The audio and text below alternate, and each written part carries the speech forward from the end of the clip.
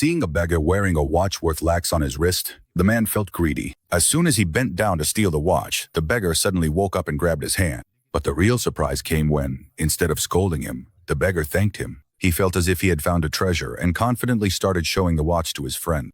But little did he know that this watch was about to change his life drastically. During the break, he looked at the watch carefully. On the back, it was inscribed, "Value your time." He found it amusing and, without giving it much thought, put the watch on. But as soon as the watch touched his hand, strange things started happening. The hands of the watch suddenly began spinning rapidly. He tried everything he could, but he couldn't stop the hands. At that moment, one of his friends walked in and was stunned to see him. Within just a few minutes, the man started to look 10 to 15 years older. The moment he looked in the mirror, he was horrified by what he saw. Now he realized that the problem was with the watch. He immediately tried to take the watch off. But the more he tried, the more it stuck to him. It occurred to him that he should ask the beggar about it, so he ran outside. But when he got outside, he saw that the beggar had turned into a young man. He pleaded with him for help, but now that the young man was free, why would he bother to help someone else get free?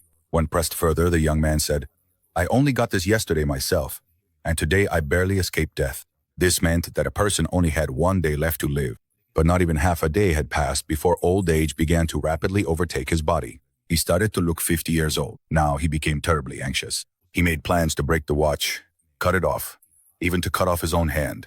When a friend tried to break his hand with a hammer, the watch suddenly disappeared. He hadn't even had a chance to breathe a sigh of relief when the watch reappeared on his other wrist.